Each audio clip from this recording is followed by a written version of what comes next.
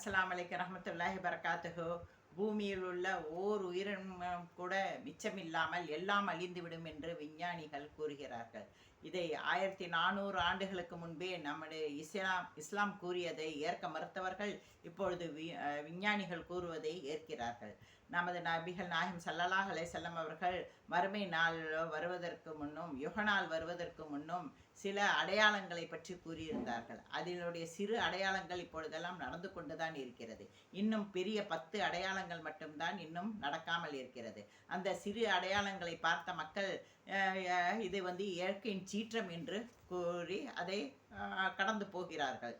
ஆனால் 1400 ஆண்டுகளுக்கு முன்பே நமது நாயகம் ஸல்லல்லாஹு அலைஹி வஸல்லம் அவர்கள் அந்த சீற்றத்தை பற்றி எப்படி அறிந்திருப்பார்கள்? எனது நபி ஸல்லல்லாஹு அலைஹி வஸல்லம் அவர்கள் கூறினார்கள், முதலாவதாக தன்னுடைய மரணம், அதாவது நமது நபி நாயகர் ஸல்லல்லாஹு அலைஹி வஸல்லம் அவர்களின் மரணம். காலங்கள் சுருங்கும். காலங்கள் சுருங்கும்னா ஒரு வருஷங்கிறது ஒரு மாதம் போல் இருக்குன்னு நம்ம சொல்கிறோமே, அது இந்த வெள்ளிக்கிழமை வர்றதுக்குள்ளே இன்னொரு வெள்ளிக்கிழமை அதுக்குள்ளேயே வந்துருச்சு அப்படின்னு சொல்கிறோம் இல்லையா, அதுதான் காலம் சுருங்கும்.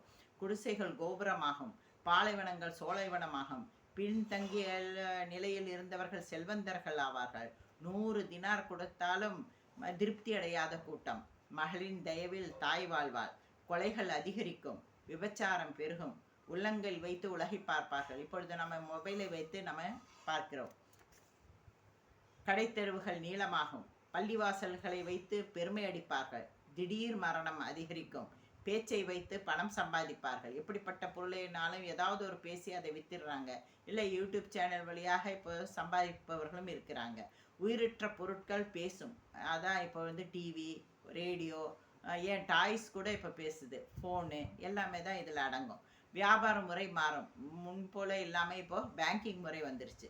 ஆடு மேய்ப்பவர்கள் அடுக்குமாடியில் வாழ்வார்கள்.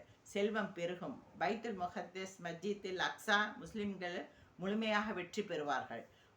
வானம் மேகம் வானம் பச்சை, மஞ்சள், சிகப்பு, நீலம் கலந்த பல வர்ணமாக நமக்கு தெரியும்.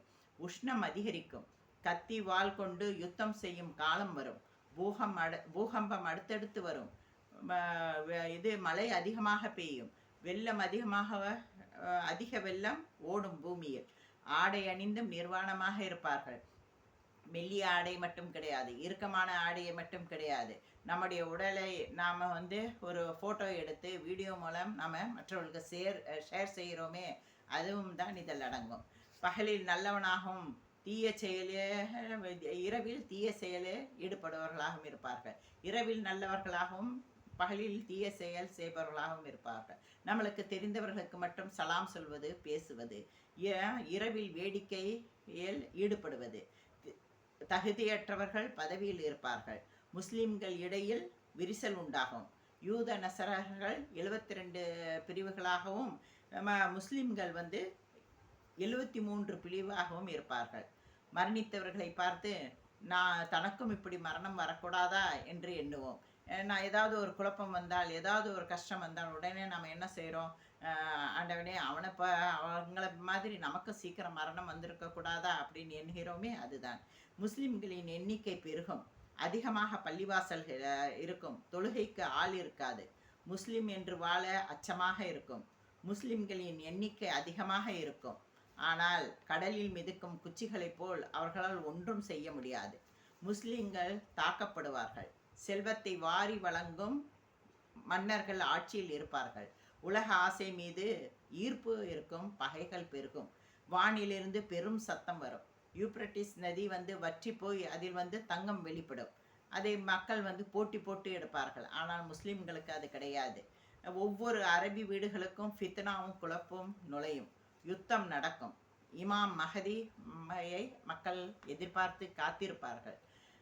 இது எல்லாம் சிறு அடையாளங்களாக நபிகள் நாயகம் ஸல்லல்லாஹு அலைஹி வஸல்லம் அவர்கள் தெரிவித்திருக்கிறார்கள். இதில் நீங்கள் இந்த அத்தனை அடையாளங்களையும் எண்ணி பாருங்கள். நம் உலகில் இது எல்லாம் ஆல்மோஸ்ட் 75% நடந்து முடிந்து விட்டது. இன்னும் 10 அடையாளங்கள் தான் பாக்கி இருக்கிறது. அந்த 10 அடையாளங்களை பற்றி அடுத்த வீடியோவில் நான் கூறுகிறேன்.